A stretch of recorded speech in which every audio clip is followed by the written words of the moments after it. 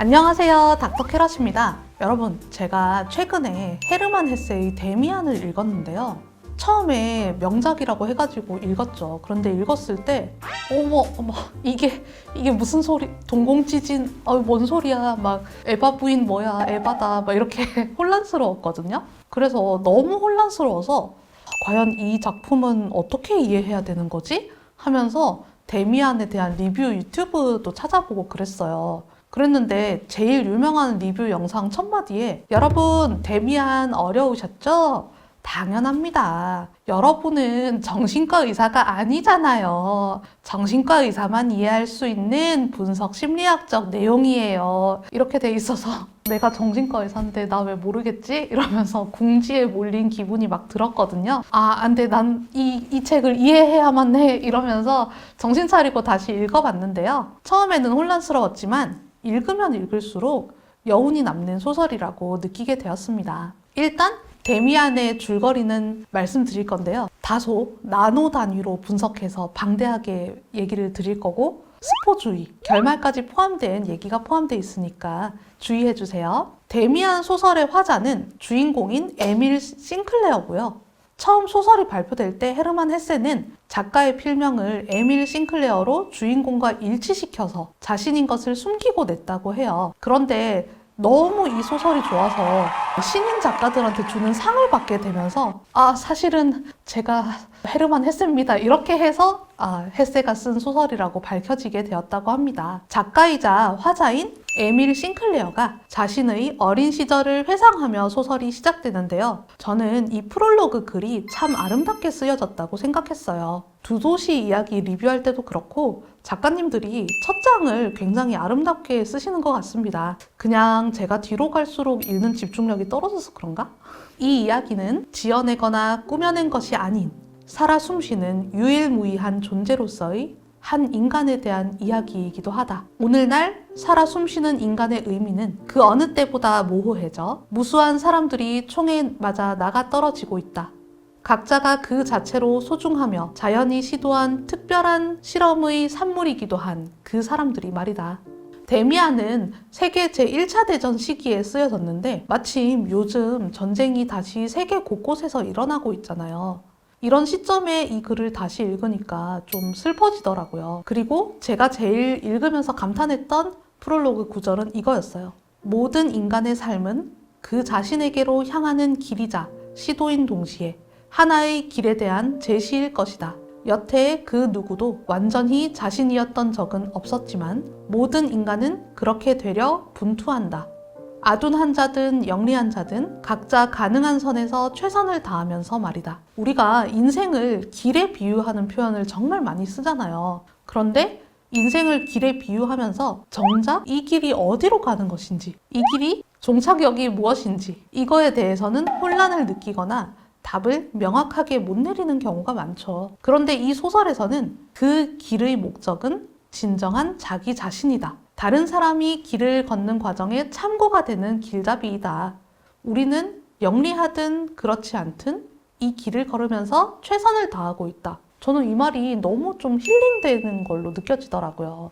어쨌든 이렇게 나이든 에밀 싱클레어의 회상으로 데미안 소설이 시작합니다. 어린 시골 마을 초등학생이었던 싱클레어는 부모님과 누나들이 있는 번듯한 가정에서 자랐고 싱클레어는 자신이 속한 세계를 밝은 세계라고 불렀습니다. 부모님은 따뜻하고 도덕적이고 신앙심이 깊으셨고 싱클레어는 온실 속 화초처럼 자랐지만 자신이 속한 밝은 세계와 맞닿아 있는 어두운 세계가 동시에 있다는 것을 알고 있었어요. 어두운 세계란 시끄럽고 갈등이 많고 복잡하고 무질서한 세계였는데 싱클레어는 자기가 어두운 세계를 조금씩 찍먹해 보기는 했어요. 그래서 호기심에 어두운 세계 찍먹했다가 다시 밝은 세계로 돌아갈 수 있다. 내 소속은 밝은 세계다 라는 탄탄한 믿음이 있었죠.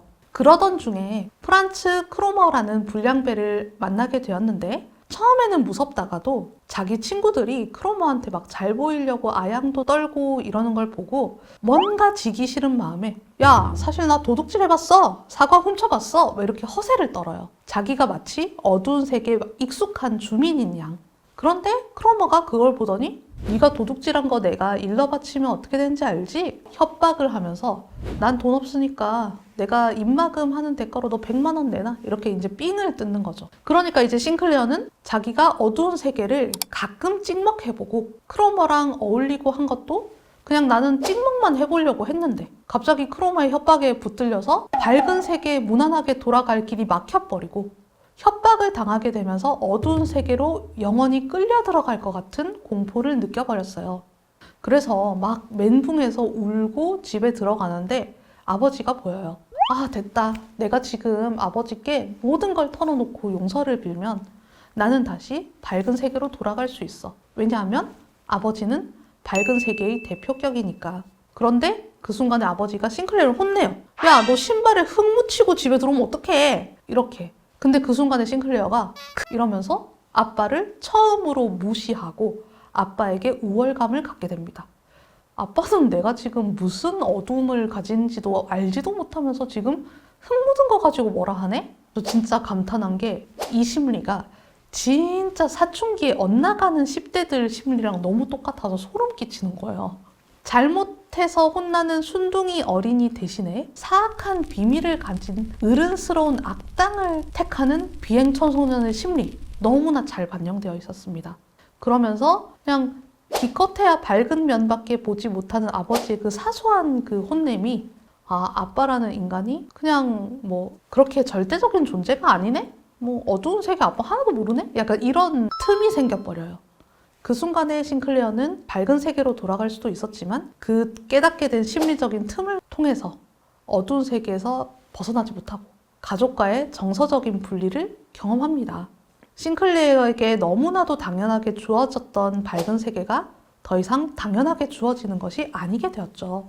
그렇게 계속 크로머의 협박에 휘둘리던 와중에 학교에서 막스 데미안이라는 성숙하고 신비로워 보이는 전학생이 오게 됩니다. 신비한 분위기 때문에 그를 둘러싼 여러 가지 소문이 있었는데 그 전학생이 갑자기 싱클레어한테 좀 관심을 보이는 거예요. 그래서 뜬금없이 오늘 성경 수업 때 나온 아벨과 카인 얘기 너 어떻게 생각해? 이러는데 그냥 뭐 아벨이 불쌍하고 아벨을 죽인 카인이 진짜 죄지어서 이마에 낙인이 찍힌 거면 왜 그 낙인을 보고 사람들이 두려워하겠니? 사실 그 낙인은 비범한 사람이란 뜻이 아니겠니? 이런 논리를 펼칩니다. 범죄자니까 두려웠던 거 아닐까, 데미안아?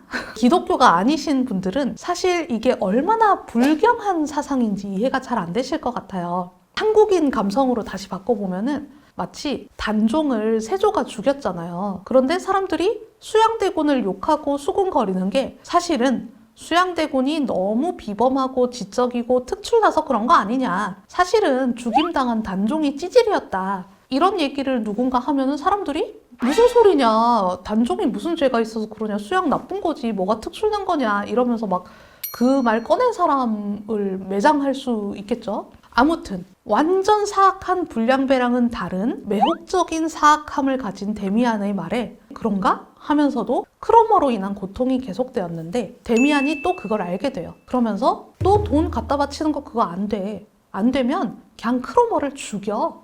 죽이는 게 더 간단하지. 내가 도와줄까? 막 이래요. 그래서 데미안이 막 사람 죽이라고 막 이러니까 너무 무섭잖아요. 급진적인 태도에 겁을 먹고 대화가 마무리되었는데 이후로 데미안이 무슨 수를 쓴 건지 크로머가 그 뒤로 싱클레어를 안 건드려요. 그래서 싱클레어는 안도하고 부모님께 그간 있었던 일을 말씀드리고 다시 밝은 세계로 돌아갔고 데미안에 대해서는 크로머랑 결이 또 다른 어둠인 것 같다고 경계심을 가지게 되었죠. 다시 밝은 세계로 돌아간 싱클레어는 이것이 진정한 내 자신으로 향하는 길은 아니라는 것을 마음 한켠에는 갖고 있었어요. 크로머 사건 이후로 시간이 지난 후에도 싱클레어는 다시금 어두운 세계에 대한 관심이 조금씩 생겨났고 이제는 그 세계를 어두운 세계라고 부르는 대신에 다른 세계라고 부르기 시작했어요. 그리고 그 다른 세계는 크로머처럼 외부에서 오는 게 아닌 자신의 내면에 있다는 것을 깨닫기 시작했죠. 이 시기가 싱클레어에게는 여러 가지가 맞물리는 시기였는데 하나는 사춘기 변화에서 오는 성에 눈뜨는 시기 그리고 교회에서 견진성사라고 불리는 교리와 신앙을 업그레이드하는 일종의 통과 의례 시기, 또 견진성사 수업을 같이 듣게 되면서 데미안과 가까워지고 그의 사상에 영향을 받게 되는 시기가 겹쳤죠. 당연하게도 데미안은 싱클레어가 너무 당연하게 생각했던 기독교 신앙의 틀을 깨는 얘기들을 많이 했고요.